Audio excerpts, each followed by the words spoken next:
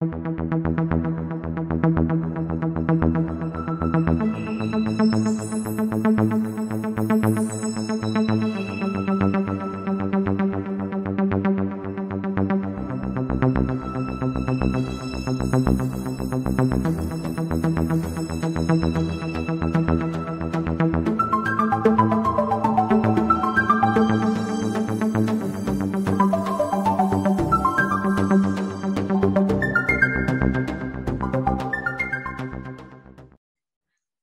everyone, welcome to WeeklyWed at Business School of AI. WeeklyWed is our happy place to share, learn, discuss, and explore. WeeklyWed occurs every Wednesday at 9 a.m. Pacific time. I'm your host, Yashaswini Vishwanath, and you can call me Yash. I'm logging from Bangalore, India, and I would like to know where you're all coming from. Please type away your name and location, and we would like to get to know you better. I work here as technical lead, and I'm specifically learning AI and focusing on AI ethics. I'm student of Sudha in her AI ethics class. I was a past student and present student. Generally, at WeeklyWed, we invite speakers from all over the world to share their experiences and stories and to give us key learnings so that we can take away something really important and life-changing from WeeklyWed. So today, we have Armando Lucrecio, who is a passionate observer of how technology can change people's life. He's an innovative manager with product management experiences in the IT and tracking industry, and he's been working with top partners and distributors. Armando specializes in cellular communications, RFID, radar technology, computer science, GPS, and tracking technology. And he's an active ambassador for inclusion and believes in the true power of diverse global teams. Over to Armando. Can I just add one thing, guys? I remember Armando when he was in my IoT class, and we did a presentation. Students had to do a presentation in the end, and Armando did one where I gave an IoT kit to everybody. At that time, I used to make people give them a kit, make them build an IoT, and then say, now I'm going to teach you how to build a business. And he wanted more and more and more. And it's not like when everybody was given one kit, he says, can I have one more? And he went and borrowed another kit from another student. And he ended up connecting all of that into a traffic management system. So I'm saying that because I think each of us have, something that we come back to in life. And I think Armando likes to connect a lot of different sensors and build connected products, but is not just about taking something and adding connectivity, but I think he has something about making things connect to each other. And I think that is showing in his work. So I'm curious to hear that. Armando, you can go, and this is going to be a live Q&A because you have, you've innovated all your life. So maybe you can talk about it, but I'm curious to hear about that aspect of it. And if you're able to share about your Amazon patent, we would like to hear that too. So back to you, Yash. Yeah. Thank you, Armando. Armando, I have worked in Bluetooth for the last 10 years. So I'm a great fan of communication protocols and how they talk to each other and do some amazing stuff in IoT. I'm so looking forward to your talk.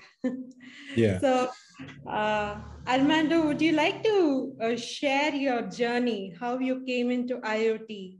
What was it that drove you to start off with this and dwell deeper into it?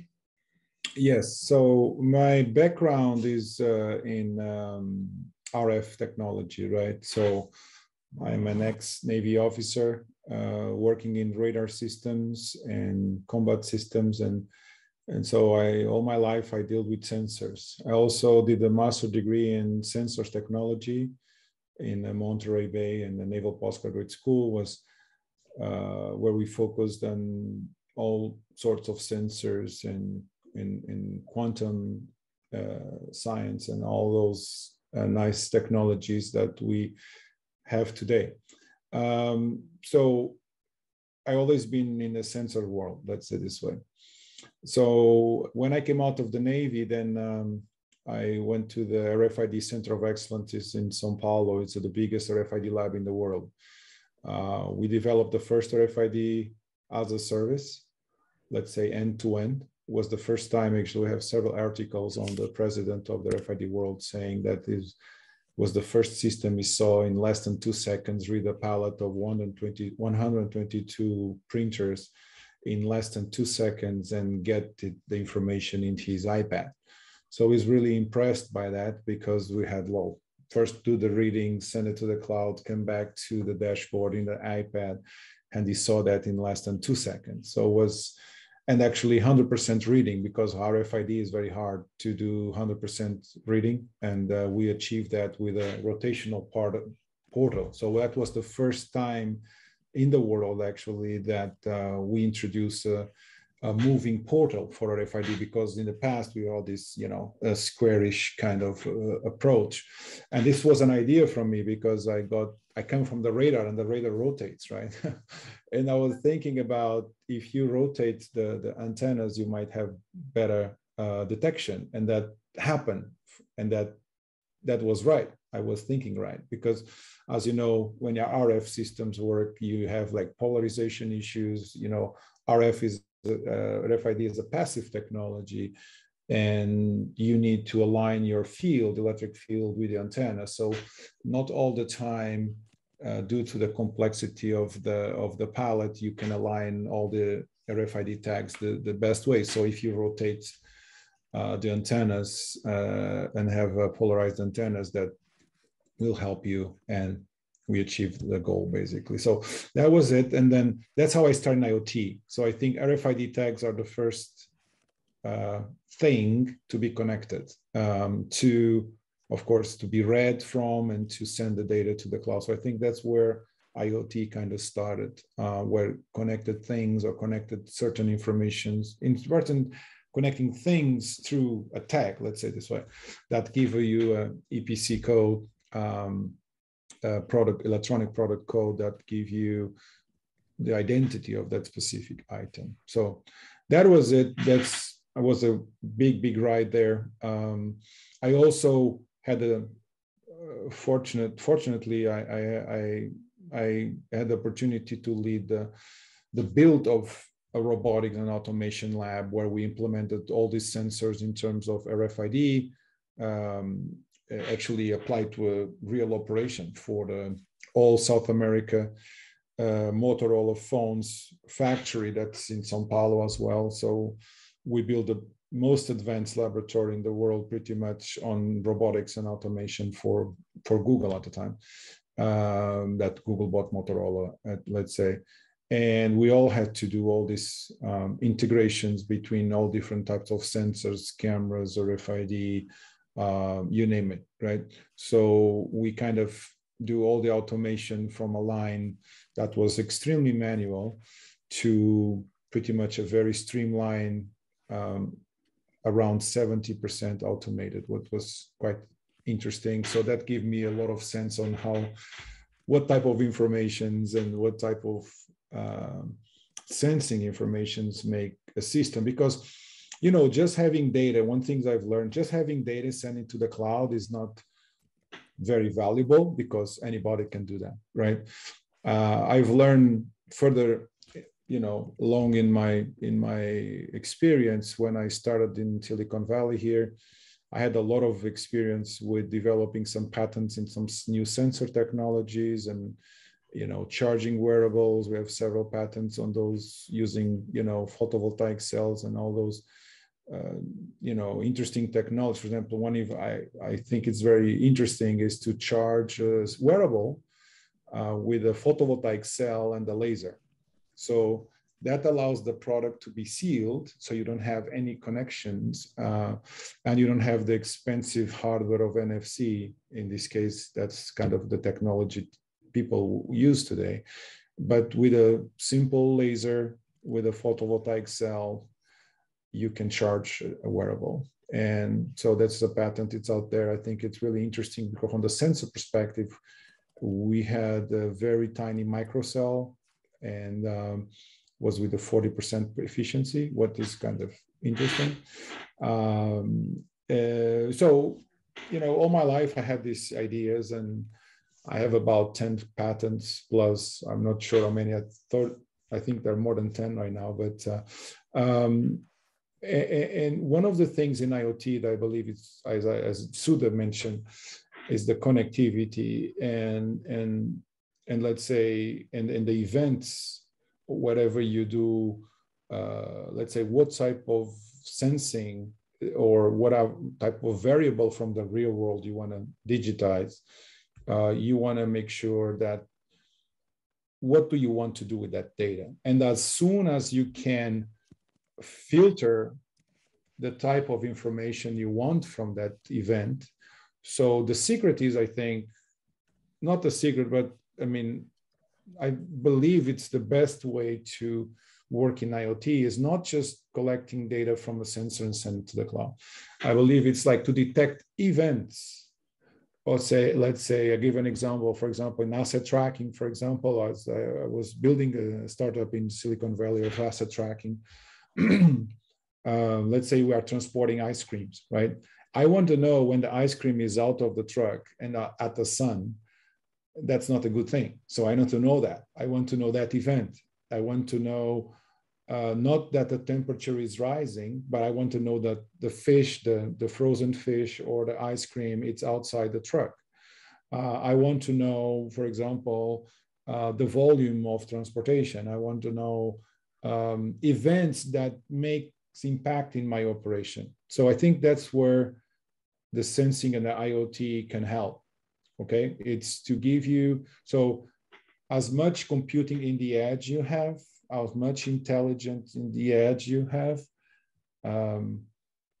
you make your life easier along the line. Because once you update a certain event, so you know that specific data from those sensors responds to a specific event that you know that it is. So there is some, you know, data tagging, of course, and how you organize those events on your system, right?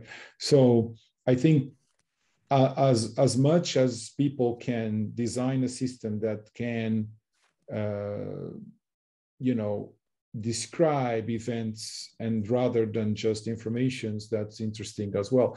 And of course, understanding the limitations of sensing, right? Whatever is GPS, for example, GPS does not cover the whole Earth. So I've learned that the hard way when we're doing like this asset tracking trials, that in specific parts of the world, there's no GPS. So what happens then, right? So we have to figure out ways of using cell towers triangulation, Wi-Fi triangulation, Bluetooth, indoor location, because indoor you also don't have GPS, right? In certain circumstances. So there's other ways and smart ways to do geolocation based on RF triangulation from towers, from cellular, for example, and that's the communications kicks in, right? So telecommunications does much more than just transfer data, right? There's a lot of information in that data that can be used to figure out other things, right? Like position, right? There are companies out there that can provide you that service. If you send it certain variables or certain parameters to the cloud from your device, they can provide you information of geolocation where you are, right? Based on, you know, cell phone ID, RSSI, et cetera, et cetera. So I'm not going to go too specific here, but since I'm introducing now the communications, so there's a lot of trends in telecommunications that I believe the industry, because of their strategy, especially on telecommunication strategy, they still slowing being adopted. One of them is basically what we call the UICC or the eSIM or embedded SIM. It's a SIM. Basically, every telephone has a SIM card, right? And it's getting smaller and smaller and smaller and smaller every couple of years or so, right? People see that the SIM cards are getting smaller. But that has a cost. But what people sometimes don't know is that you also have a soft SIM. You have the ability to have, especially in IoT devices, when your security requirements are not really up there. Let's say you don't need really a hardware security because SIM provides you that hardware security, right? But if you don't need that, if your device is just to send certain bits per day, once a day, or if it's a smart meter, or if it's, depending on application, if you don't require an extreme security, from the operational perspective, the cost perspective, the application, you can use the soft SIM. Soft SIM meaning that, you can have a multi-profile SIM software, let's say, in the software format that you can embed in your code, and it will work as a SIM. It is not as secure as a hardware SIM, but the difference is very, very small in terms of security. So when the application permits, then you can save a huge amount of money in SIM cards, because as you know, SIM cards are quite expensive, especially when it's a massive deployment. Let's say if it's millions of devices, eSIM is one of the preferred options because you don't have hardware at all in the SIM. So also allows you more mechanical security as well, because you don't access to the device. You don't have a hole there to put the SIM, and that also for waterproof design and this mechanical design helps you to make your product robust if it needs, for example, to be outside, or if it needs to be handled in harsh conditions. And so eSIM today it's an option, but because there's a business around SIM cards, as we know, this is a technology that people, or it's not really sold by big telcos, let's say this way, but it's out there with small MVNEs and small MVNOs. They have this technology, they have their profiles, they have and you can even deploy a solution worldwide using those solutions. That's what I did. I did this type of approach, and that saved me a lot of cost and a lot of headaches, because specifically in IoT deployments, I believe you need to control your network, right? If you have somebody else controlling your network, that means that you cannot extract all the information that the network can provide to you, because you don't have access to the network, right? So as much as you can create your own network, what more accessible for low cost, to lower down the cost, is like make your own MVNO, let's say this way, that allows you to, provide your own APN, your own profile, your own network that you can have access to. And that allows you to really get the most out of your network, let's say of your device's network. And you can implement your own security, your own VPNs, your own, so that allows you to have a full control of your solution, especially if it's a worldwide solution as an asset tracking. I believe it's the hardest IoT solution that you can design, because I've been through it, all 9 yards, and it's like a device cannot be connected to the wall, has to survive for several months, I need to know where it is, and I need to connect to cellular networks or Wi-Fi networks or whatever availability I have out there. And as you know, radios, for example, GPS could cost you 50 milliamps, and then cellular radios, when you start the radio, can go to 200 milliamps. So there's components that requires a lot of power consumption. So that meaning that you really need to have a very, very smart power management software. And you really need to be smart in the way you collect the events. As I said, like IoT is about events, I would say. And I don't really like the word IoT, by the way. I like, because what are the things, right? It's very generic. It's Internet of Things, but that doesn't tell you too much, right? I like to say that the real word is connected devices. We are connecting certain devices, and the as much you control of that connectivity piece, better service you provide. That's for sure. And Armando, can I ask you yeah, one thing? So this has been one of my pet peeves, that IoT is a word that nobody seems to adapt, especially anybody in US doesn't think IoT is a cool word because it came from somewhere and it's not like owned by anybody. But yes, to your point of, it's broader, connected products is much bigger and has so much scope. So as I'm hearing you, you're talking about connectivity at a very different level. When I teach IoT and people are talking about IoT, we are talking about the software stack. We said, yes, here's a sensor, we add a sensor and the device gets connected to the internet. Now it comes to life, it can do all these magical things. And then we switch off to the software layer of things, to the cloud and all that stuff. That's how I got into the data from IoT and AI from that. You're interested in that other layer, which is needed, where it adds security and it actually adds connectivity, variety of different connectivities to different protocol. So can you take a step back and define what is a connected product? And then I want to see a drill down on one of your examples, because it's just mind-blowing. I thought I knew you and your work, and I was amazed that you've been a lifelong innovator. But the breadth of things you have done is just mind-blowing. So tell us what is connected product, and then pick anything. Take your Amazon patent, or go back to your Navy days, or tell us one thing. Yeah. So yeah, that's great. I think we should change IoT for connected products. So let's do that. So that's the first point.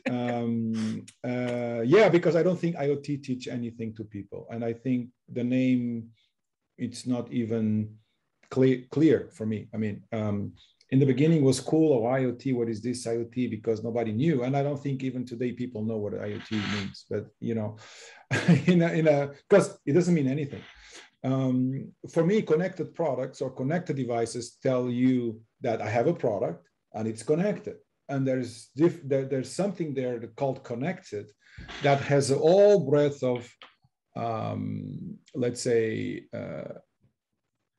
of aspects that you need to take into account. So I can tell you a few things, not naming companies or products, that I can tell you probably 90% of plus devices are not secure in the IoT world. Yeah, we've been through that. We are all aware of that. And so I've experienced that, and I've seen that because I've done so many things, and I realized even nobody cared, actually, to be very candid, until we had this DNS denial of service that a few years ago. Can you talk a little bit to that? Because people outside of the field, when you say DDoS attack and IoT was responsible for that, people don't understand that. You're talking about the DDoS attack in US, right? With accessing IoT home devices, with the password issue. Can you tell us a little bit of context? That's a good story. Henry would like that. He's going to blog this whole thing, whole session. Yeah. Yes, exactly. Well, look, this is very interesting because normally, I mean, I have built, let's say in this asset tracking solution, I built everything. I built the hardware. I mean, my board, the components, we chose the components. I mean, we did everything. So I have the full control from the hardware perspective and the software perspective. So I have the experience coming from requirements to the shipping of the product that we're shipping trackers around the world today. I mean, Flex is shipping these products. But if you buy a hardware and if you buy something that's already built, and or let me say, even sometimes people build, that's why I think IoT doesn't mean really, because IoT devices could be a camera, could be a tracker, could be, so there's no, and there's the internet. So not always you use the internet, by the way, but you maybe use your own network, your private network. So, but some of the dangers of hardware devices is exactly that your software may, if it's hijacked, and if you have a Trojan horse, and or if you have like a ransom, or if you have like a backdoor on the network. So that's why I think connected devices or connected products make sense, because it's all about the network, okay? And sometimes people don't even talk about it. And so the network, it's where you need to make sure you are secure. And I gave some examples. For example, I remember examples of people installing cameras, for example, and I'm going to the denial of service just in a second. But for example, a camera could be very dangerous because, for example, if a hardware is bought from somewhere, you don't know the origin, and then there is a backdoor and there is someone looking into that backdoor, and then suddenly your network is consuming huge amounts of data and you don't know what's happening, and your network goes down and gets very slow. And then you get an expert there, and the guy is going to start sniffing the packets. He will see, hey, you know what? Your feed is going to this country. You're being seen by somebody in X country. So that's very dangerous, right? So that's all about the networking security, right? So whatever stack of communications you have, it's a big deal. You need to understand who is connected to what and how it's connected. So there's few things. On denial of service happens because you already have a backdoor there, and he can hijack that device and can use the device to make attacks and to make tons of requests to other devices and bring down everybody. Because if you start marketing requests, so once you have access to the network, you can do whatever you want, right? You can generate tons of access, tons of requests. You can jam the network and then you go down because there's nobody can talk anymore. So that's a very simple. This is a hacking that happened, right? This is a hacking that happened. Because he had access to the backdoor, right? And then somewhere he has access to the device, and you have a way to start, asking, doing requests to, he actually could do requests to other devices, and the other devices would send the requests, and he make a massive amount of requests that he pretty much stopped. The network got overflowed with requests.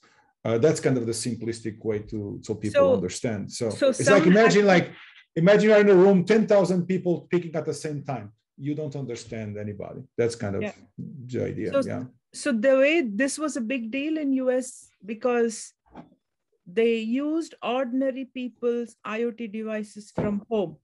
So but why they did that? There was no security. Yeah, so people would have a baby monitor or a camera, or we don't have toasters yet, but ordinary devices, right? And people didn't even think of it as IoT and connectivity and security. And they accessed everybody's, or like thousands and thousands of people's IoT devices, and turned them into computers that will go and ping other big servers. And right? This is basically, you start all devices starting making requests. And that will bring down a network. Yeah. Right. Because at a certain point, so you see, and why this has happened at a massive scale? Because that's exactly what I mentioned you before. Before that day, nobody really cared about security, right? Has it changed? Because I heard that people were using password as their password, because when they set up a device at home, it had some default password as password, the actual word, and people didn't even change it. And so they could just hack and come in. And then I thought there was some law change saying, the responsibility, if there is a hack, is on the device maker after that. Did they change security because of that? Yeah. So you have CSI organization, right? The computer security organization that provides some guidelines in terms of how you protect the network and how you should be secure, not only at the cloud level, device level. But I say people start thinking about security. So as we know, we talk about it, security is by design, right? So whenever a device, so the companies are liable for the security of the devices, right? And the security of the informations that they collect or they provide to the customers, right? Or let's say there is some liability in terms of security now that people need to ship the devices with a certain level of security. And there is different levels of security. That's again, right? So let's say I can transmit my data from point A to point B in the network, just using the normal channel. But why not I create a VPN, right? So VPN start being very used to create encrypted tunnels between the devices and the cloud, for example, or create your own APN network, your private network that only your devices connect to that specific network, right? So whoever does not have your profile cannot access to that network, right? So he has to have a certain encrypted key to make sure, and the encrypted profile that can be accessed, that can allow you access to a specific protocol to access the network, right? So APN is, you only can do an APN, for example, if you control the network or you have your own network by yourself. So there's different levels. So there's a device level as well. So the device has also, there's also some softwares out there that you can check the security of device. You can hire an expert to try to attack your system. But yeah, so on the device level, your design or the code development needs to obey a specific security rules. And so you should have a security expert when you're developing your product, let's say this way, so he can advise you. And there is some techniques that you can develop on the development phase that makes your code much more secure. Because I'm not going to it right now, but one of the problems is the code sometimes is developed, but there's no check in terms of the security of that code. And if somebody has access even a part of the code, from there he can start studying the behavior, and he can start getting more knowledge about how the device works, and he can ultimately get access to the device itself. So security get more serious. So what people are doing as well, they are starting having, like I said, for the SIEM perspective, or people start having areas inside of their memory that are completely encrypted, where they secure passwords, they secure public keys, private keys. So there's from the device perspective, there are companies in the world that are specified, that are very, they have specific knowledge on how to secure the access to the device. So, and people are more and more looking into that expertise, hiring these professionals or licensing this software to make sure the devices are secure. If you don't have what we call, for the professionals, the trust zone. Trust zone is a zone where all the interactions, the communications between your stack and let's say your access to your network, or access to your data in the device, or access to your memory, it's all through a trust zone that is fully encrypted and it's fully protected. And he knows if it's the device itself trying to communicate or not, or is somebody else trying to get access to one door or another one. So this software in that trust zone, since it's all encrypted, it's very hard to, and there is a regulation for that. So is the trust zone set up by the device vendor, or if there are multiple device vendors, do they agree on a common trust zone? Yes, a trust zone is there, and the software, there are several companies that do that for that trust zone.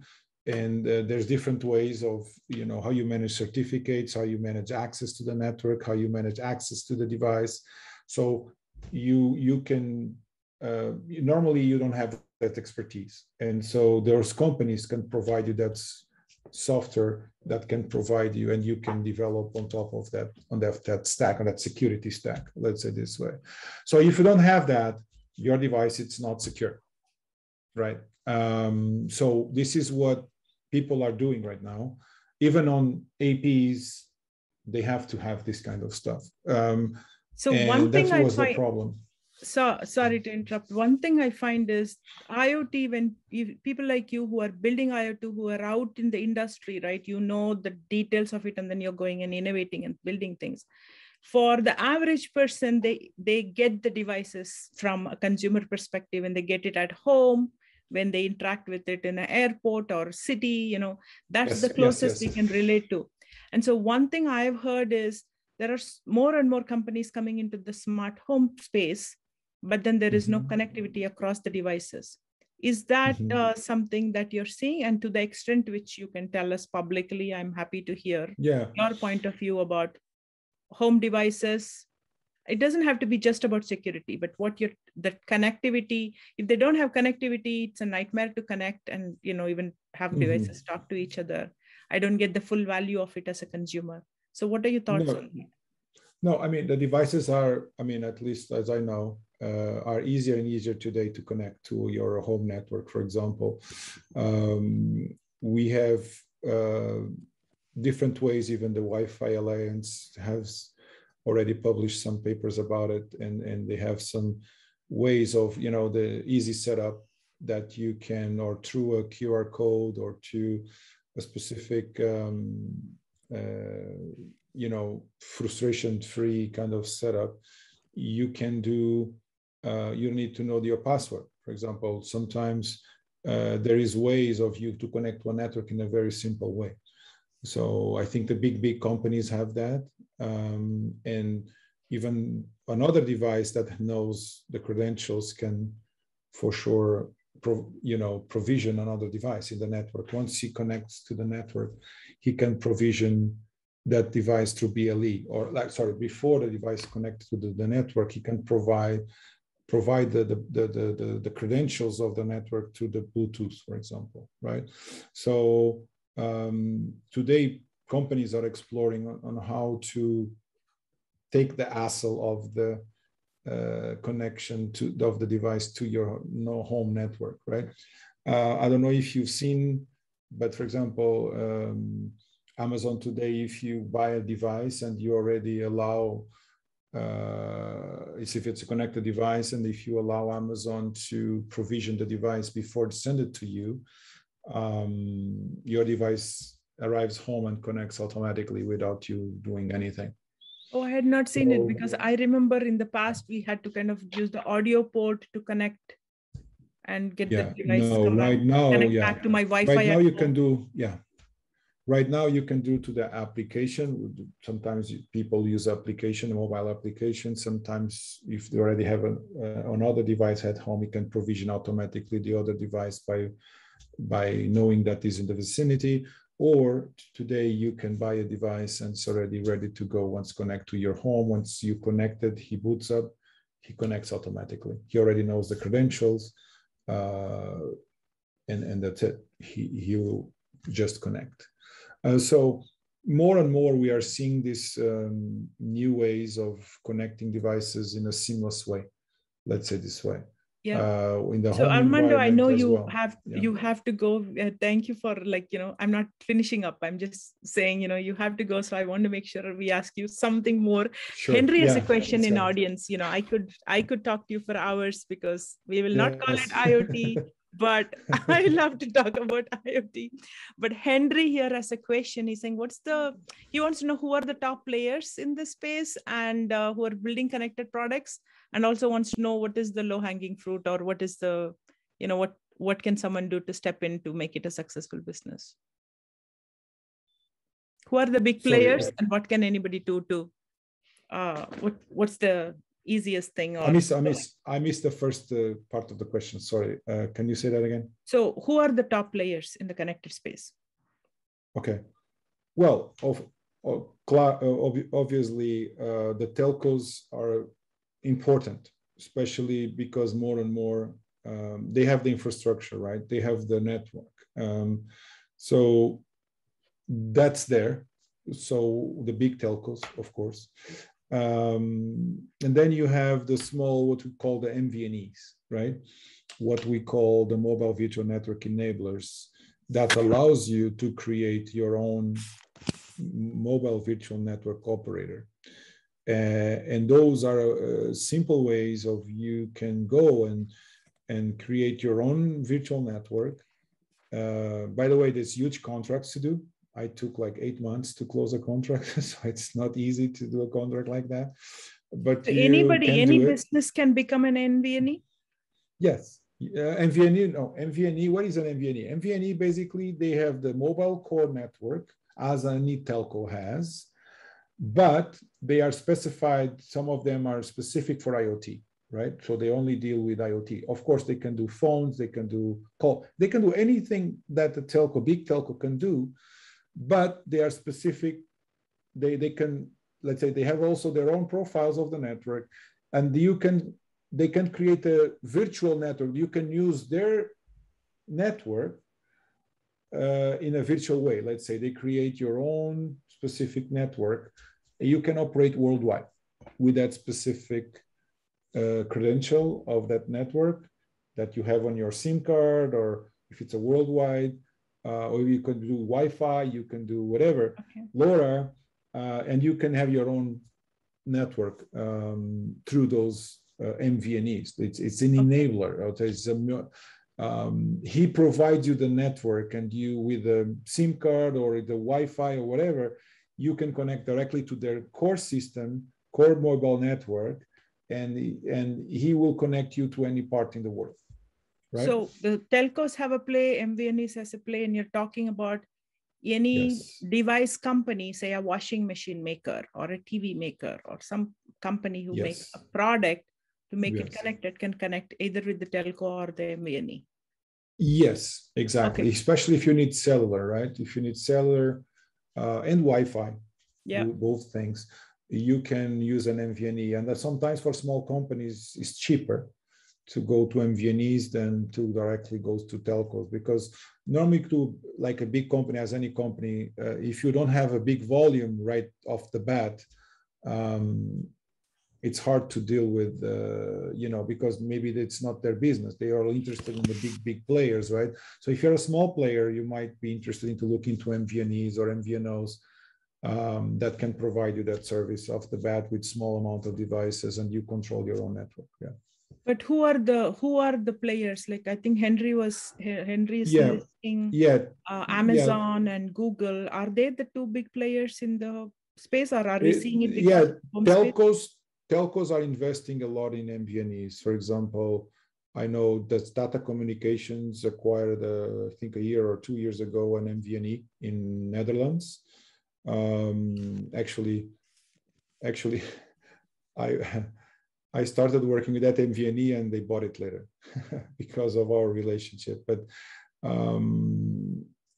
because actually I had to find a way to connect my devices in a way that I could be fast, I could control my environment. And that was the solution. I realized, not going to the normal route of dealing with a big telco that sometimes could be slow and could be, take a lot more time, and I needed some speed. So I started doing the MVNE route, and it worked pretty well. And afterwards, after we going through that route, basically that MVNE called Telina, now it's not Telina anymore.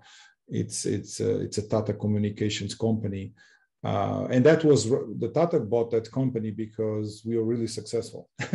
We're really successful doing that route. So they saw it worked. We did some trials around the world, and it works pretty well. I don't know if you guys know this, but for example, SIM cards from telcos today, let's say you buy a SIM card in Germany and you have an asset tracker, for example, and go with a truck and goes to Austria, it goes to Belgium, goes to Spain and Italy. Every time you pass a frontier and you go to a different network, he will ask you a question. Do you want to change network? Because he assumes it's a cellular phone. and you can touch saying yes. If it's an IoT device, there is no screen. You just lose connection and you don't know why. Because he asked you a question, but you don't have interface, right? So that's what the problem I had. So if you have your own MVNO, if you have your own network, you can configure all these triggers and you configure all this network to don't ask you these questions, just connect and that's it, right? So that was a problem in the deployment, just because I can tell you telco networks are not designed for IoT. And that's another thing I've learned the hard way. Nobody tells you this, right? Because if you want to do a worldwide business, the telco are designed for phones, are not designed for IoT. So if you want to really do a deployment worldwide, you need to have your own network or your virtual network. Otherwise, you'll find all these things that are designed for phones that will screw your connectivity. If your device moves around, as I said, my experience is the hardest IoT problem because your device flies around, it moves around in trucks, it's very hard. And if you have this environment, you better have your own network. That's my experience. This is amazing. I think we can go on for hours. Yeah. You know, this is amazing. But I know you're in travel mode somewhere, and then you tuned in, so we don't want to take too much of your time. Do you have please, last, if you have more questions, please. Yeah. Before you go, do you have a last comment or advice for people who want to build connected products, who are not as experienced as you about the telco and the MVNE and that layer of it, right? They're just saying, hey, I've had students in class saying, I want to take a baby diaper and make it into a connected product because that person was a new parent. But you can take any device and make it into a connected product. So what advice do you have for people getting started? Well, yes. So first of all, remember, everything is networks. Everything. If it's a connected device, it's a network. Doesn't matter if it's a cellular, if it's a Wi-Fi, if it's whatever technology, whatever frequency, you are dealing with a network. And because you are connected to internet, eventually, so I have a phone, right? I have a connected phone on me. So I'm available to the whole world. Everybody can see me because I'm connected to a network called internet that everybody's there. So if I don't have the security that I need, it's very easy to hack my device and to use my device to whatever they want, right? So remember, first, connected devices, it's basically much network technology, or wireless networks or wired networks technology. And so, of course, you have your network stack. So you need to think about that security when you are designing your system, right? Like I talk about the trust zones, go look into that. If you have a security on the device, you need to have a trust zone where you have this software package that deals with your secret transactions and how the device communicates with the network. And of course, use your TLS, right? Use TLS, not SSL. SSL, people can break that, but TLS, it's harder, but yeah, it gives you an extra protection. Of course, today in Wi-Fi networks, we have WPA3 already. So you can use the WPA3 as a more secure than WPA2. People break WPA2 as well. So think about today's security is one of the most hardest things to do in IoT. It's not easy. So there's a lot of things that entail and expertise that you don't have eventually. So if you want to specifically in a home environment, whether it's a diaper, as Sudha said, or whatever, it's a toothbrush, whatever it's a camera, a smart device, I would say understand really how your network works. You know, make sure you understand if you're getting software from a third party, make sure you know what that software is doing. So you don't have any backdoor, you don't have any, you know, strange traffic do your traffic analysis in your network, make sure the traffic is clean and everything is happening in the network. It's your device and it's not somebody else's devices doing it.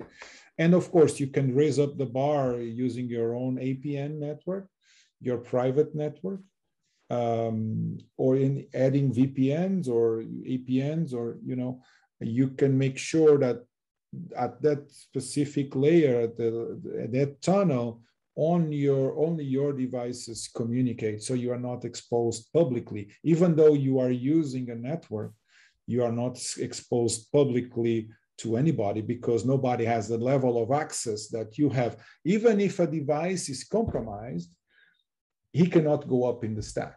If that's the problem with DNS attack, it was because everybody was open and he just could go device to device to device. He just infected several devices because he could go up the ladder. But if you have a good APN and you have the securities and you control your network, as I said, an MVNE can do that. He give you the control of the network, then you can know how far this guy can go, right? If he infects a device, he will not be able to get to another devices. So that's why I say you need to have that control of the network, because a telco will not give you that. A telco will not give you that type of access to their networks.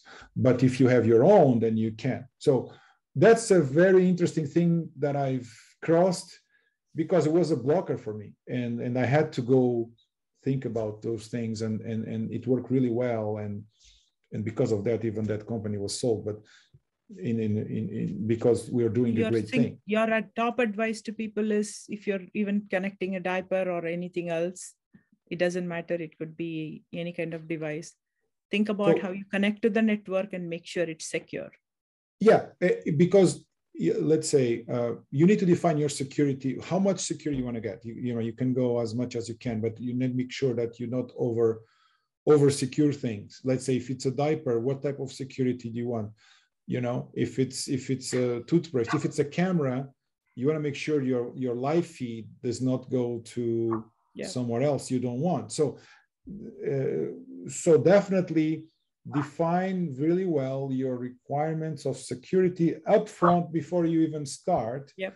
And then if you need really expertise that you don't have, go talk with companies out there that have those security software stacks that can run in a trust zone.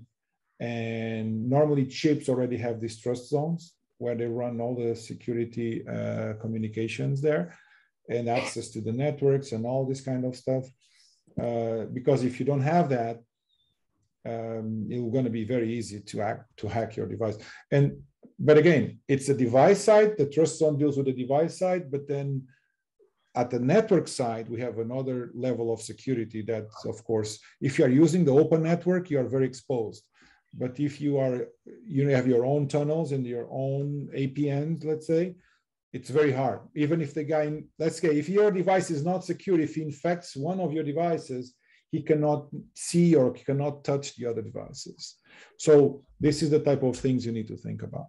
Yeah. Okay, I thought that security advice was the last question, but Henry is writing the blog about this, so he gets the last question.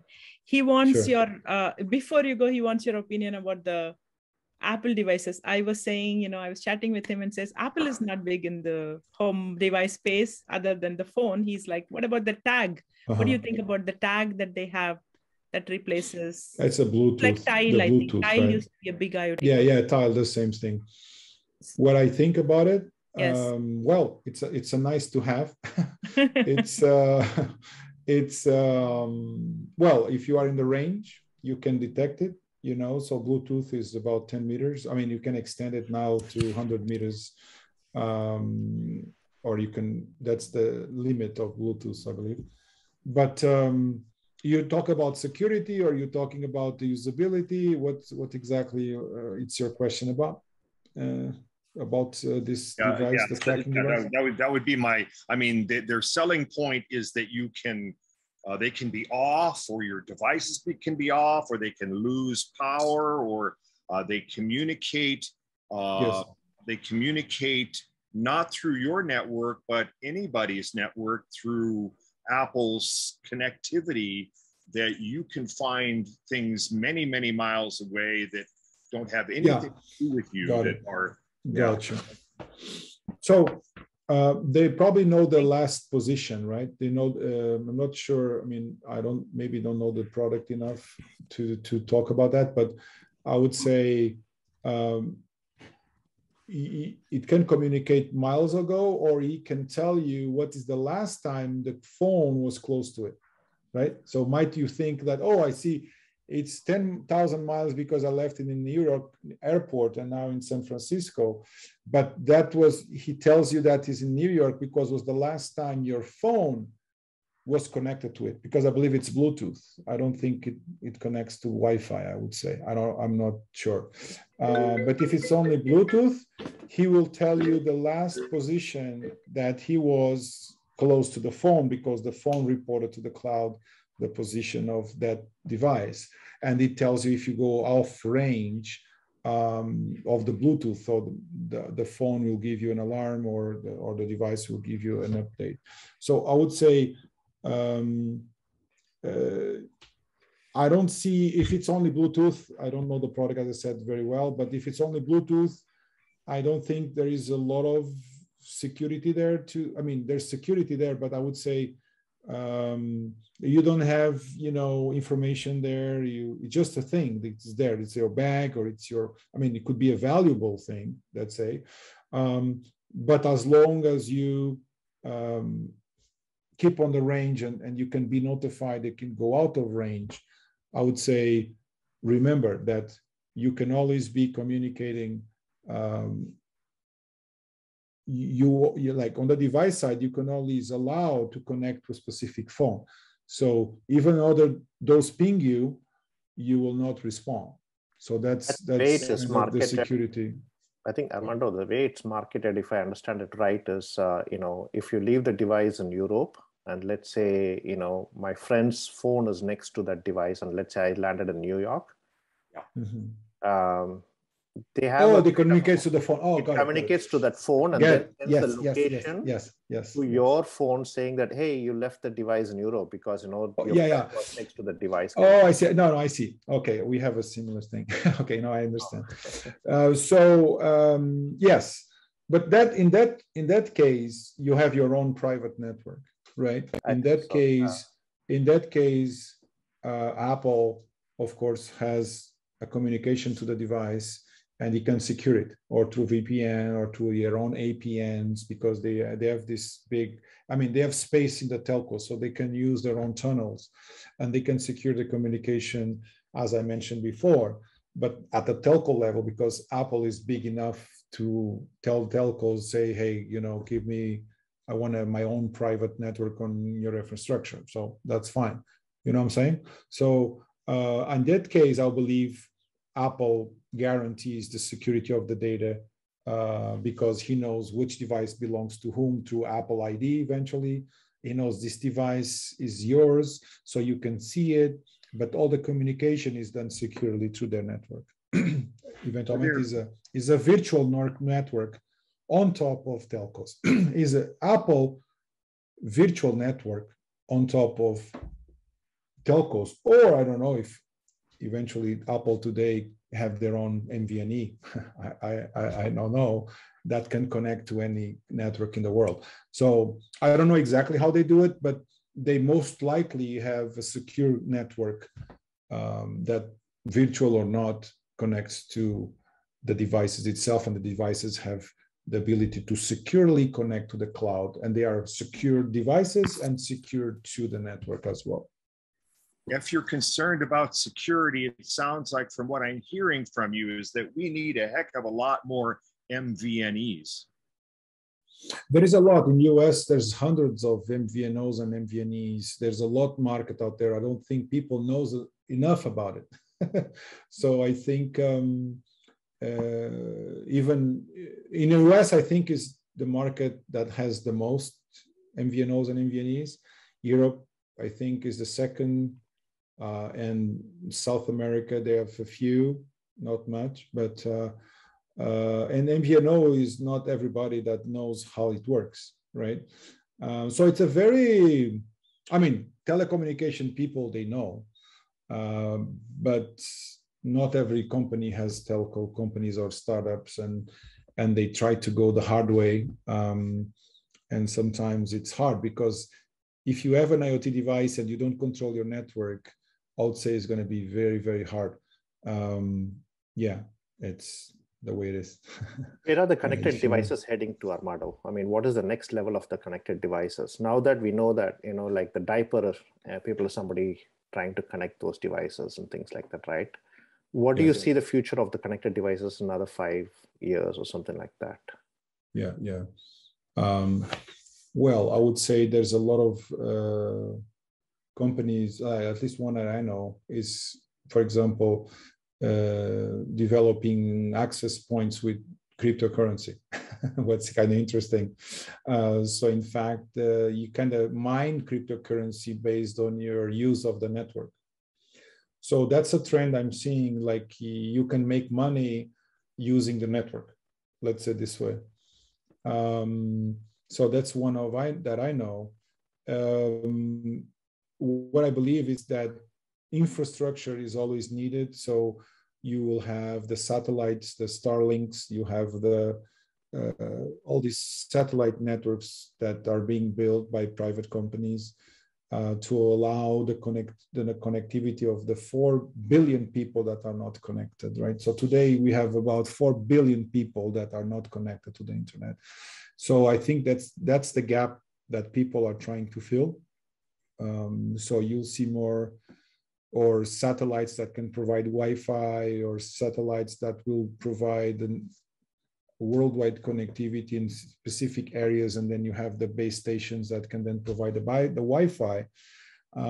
So whatever configuration of the network it is, so I think it's a challenge to provide network infrastructure to the people in the world that do not have infrastructure. So those are the two things I think are on the top of the table. And I think they are getting a lot of traction as well. And I can tell you, MVNOs are growing a lot. And I've seen some businesses that are going different with different products or for mobile or for IoT, because normally MVNOs are specialized in, for example, in mobile networks for phones, for example, where you provide the SIM card, or you can basically provide solutions, SIM cards and pools of data for IoT devices. So I've seen some companies that are really going international, MVNOs that are going international, MVNEs as well. So I think it's getting more and more popular, this type of, because I think it's the way to go, because few people know if you have an MVNE that has contract with, let's say, a Vodafone or a T-Mobile or a whatever, telco, Tata, whatever, if it's connected to a big network, you have access, your profile, your SIM card from that MVNE can connect you in any part in the world. Because what people don't know is that specific bands, the telcos do not use all the bands, right? All the bandwidth they have. So they have bandwidth there that they can rent to other companies. And that's the band that the MVNEs will use. So they don't need to have the connection to all the network in the world. They just need to connect to one telco, and the telco connects them to all the countries. You see what I'm saying? Yeah. So you don't need to go to one telco. You can go to the MVNE and, hey, I want to build my own MVNO. That's what I did. And you are good to go. And they provide you access. They give you dashboards of the network. You know exactly what the device is, how the device works, what the traffic going in and going out. You see a whole breadth of information that you don't have if you just have a normal contract with a telco, because I mean, telco has security issues. It's not going to give you it's not their business model. They're not going to open the network for you. And one more question, last question maybe, right? So regarding a connected device, is it possible to say that the device is 100% secure? I guess not, but there is no 100%. There is no 100%. So, there is always guys smarter than we are. So until an intrusion happens, there's no way to say that this device is 80% secure or this device is like 90% secure, right? There is nothing. No, but you know levels of security, right? You know, like this, like as you go up in the ladder of security, you know, you reduce the amount of guys that can hack your device, because if you go to a certain level, you know, only a genius can do this. Only like 4 or 5 people in the world can hack this device. Does that make sense? So if you have, let's say, the device, you have a trust zone, if you are, you know, if your code is developed and checked in terms of if you have an expert and a hacker to try to hack your device, if you go all these steps, only a few people in the world maybe are smarter than everything you did, and that's very, very, very, very rare. Let's say this way. So you don't know where you don't know, right? If somebody finds a way to monitor your device to see how it works, and this is what hackers do, right? And they find a way that we've not seen, you know, but it's going to be very, very, very, very hard. And in some aspects, and with hardware security, he will have a specific access, but going to be very, I mean, some things will be impossible for him to do. So as I said, even if he gets into one device for some reason, he will not go up into the network. Or if you have a security, hardware security, where your keys are stored, so you'll never going to steal your key, because it's hardware security. It's, you know, you're not going to touch it. It's just impossible to get there.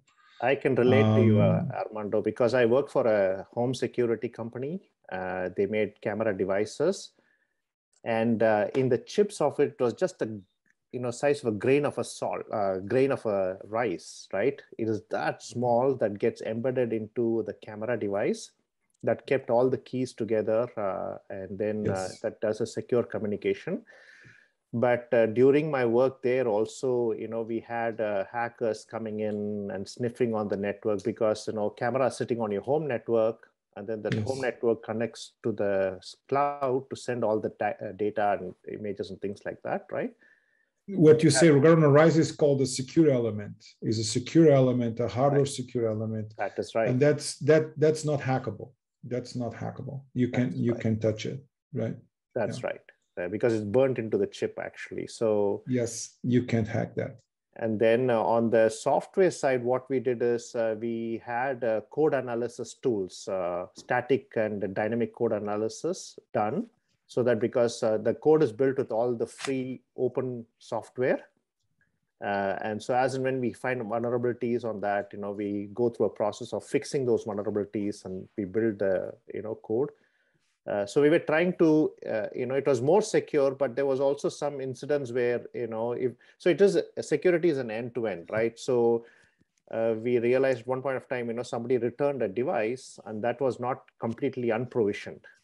And that was really, you know, that had some information about a previous user who returned the device, and that enabled some access. And then we closed that door also. So that's what I was asking you, right?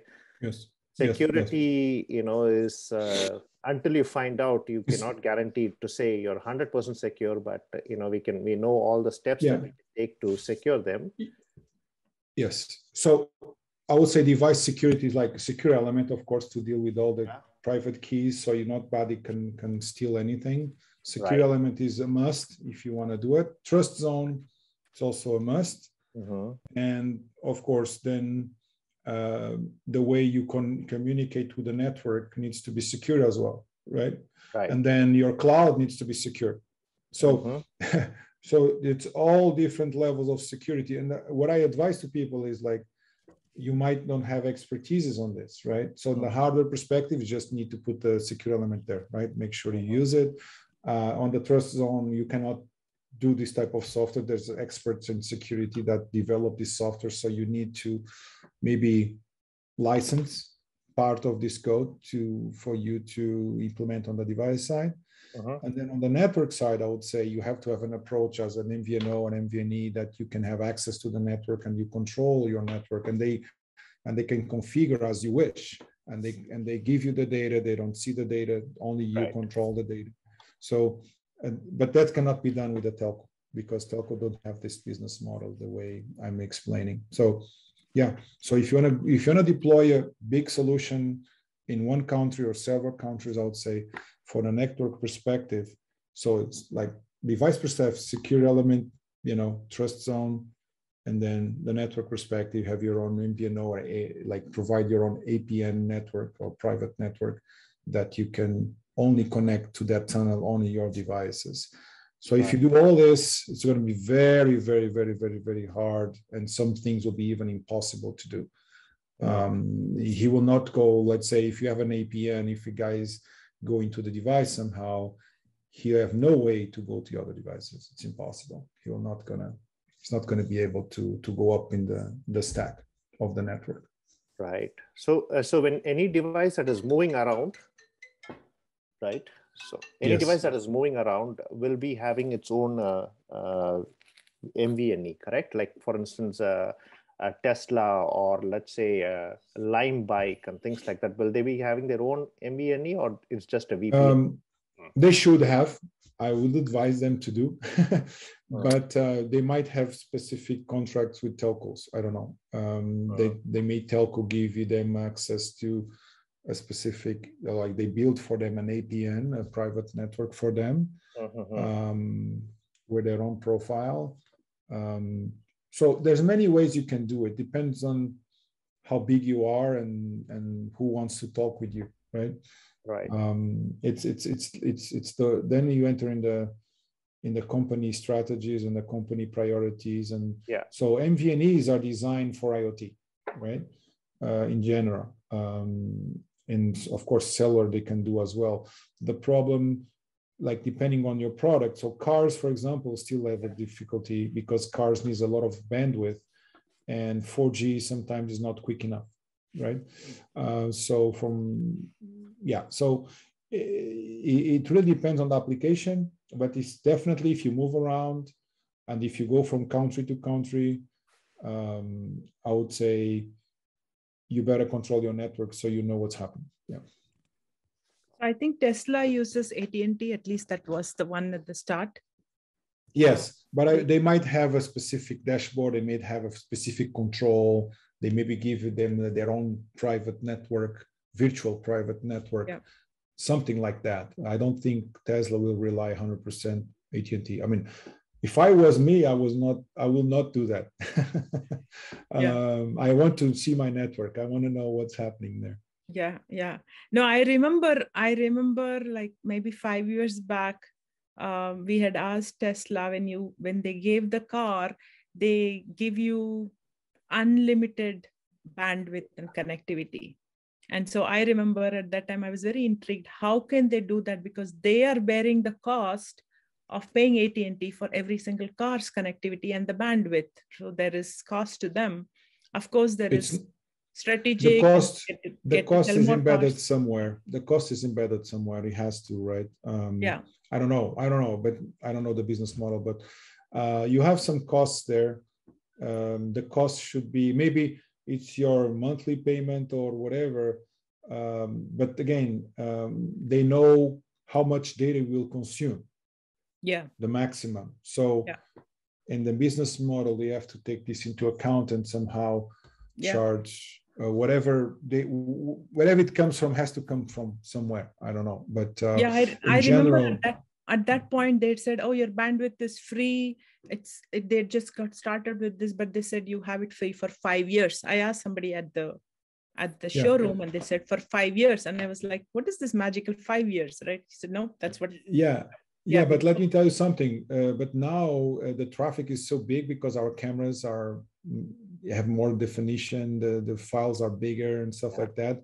And they keep saying free, but if you pass 1.2 terabytes or 1 terabyte in some cases, they start charging you extra. It's free, but after 1 terabyte, you start being charged. No, 1 terabyte by a single user?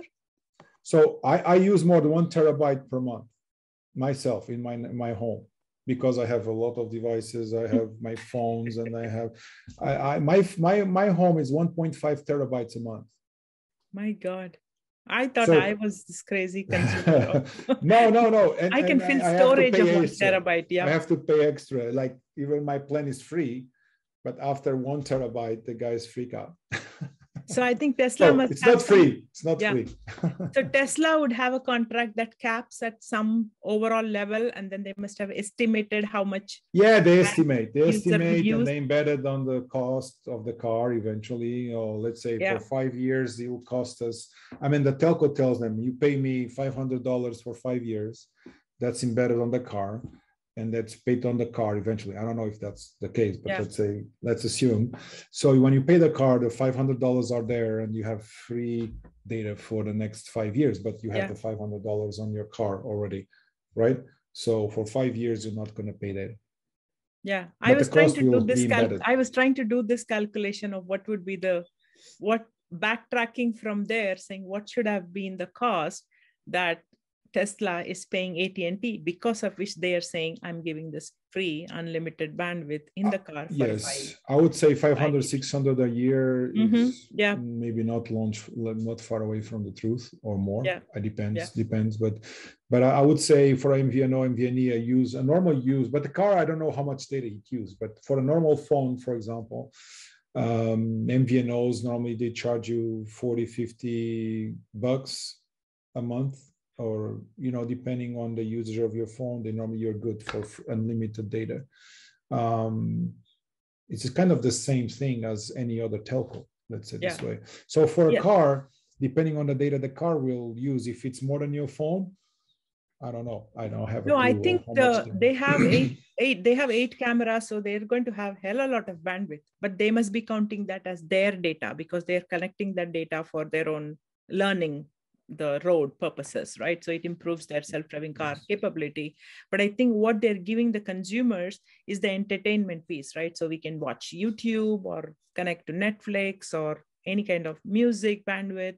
That's a regular data plan, like a cell phone. So they must, they would know how much are people out in the road and how much are they consuming bandwidth, and they would have I'm not sure if the camera feeds goes to the cloud, to be honest with you. I'm not sure, but most likely the machine learning happens in the car, because if you send the data directly to the cloud, the video streams, it's a huge amount. It's terabytes per day, right? They had said that they do a combination, so they have they do have some kind of edge ML learning. Yes, they have to. They were saying, I think his name is Andrew Karpathy. He's the head of Tesla's AI. He was actually talking about how they even use AI to decide what data is sent to the cloud and what is kept in the edge. And so it's not everything is not sent, but they're very strategic about what is sent to the cloud that makes sense to capture. Yes, but will be just for specific events, as I told you, maybe specific events, a crash event or something that they are interested, then is the data makes sense to be uploaded to the cloud. But everything is learning. It should happen on the car, because you save huge amount of money. It's not sustainable if you send all these video streams to the cloud. The cost will be huge. So we did Armando, we did an exercise where I have another class called Business of AV Data online here at Business School of AI. And we made the students do this exercise saying, pick a product that you're going to create. Could be, automatic lane detection, or whether the car sensor is checking whether you're getting too close, any ADAS feature, right, getting too close to another car. And then the students had to actually measure what sensor they're using, how much data are they storing, how much are they sending, what is the bandwidth cost, and then they have to make decisions on what they're sending to understand the cost of data. So we did do an exercise, and it goes up exponentially within like minutes. Oh yeah. Okay. I can tell you, I could talk a lot of terabytes per day in my world. It's just ridiculous. Yeah. So we have to let you go. But this Sure. has been fantastic. I'm just thinking we're towards the end. You're just like opening up a whole new topic about Tesla. Yeah. There's a lot of stuff I can talk about. Yeah. And that's a very hot topic. People would want to hear another day on a whole topic. So Sure. thank you so much. Thank you so much. Okay. I mean, I just think I have to go back myself and watch the video, because you covered so much more than I anticipated. When I was thinking connected device, I was thinking something very naive and simple, but I appreciate that. And Henry is going to write a blog. He does that about each week. He does that. So maybe, you know, he will capture this. And Sure. Henry, No you might have questions. You can follow up with Armando if you want any clarification. It Because would be great if I could. Yes, thank you. Yeah. Sure, Okay. no problem. Okay, Awesome. thank you guys. Take care. Thank you so much. Have a great day. Thank you, Armando.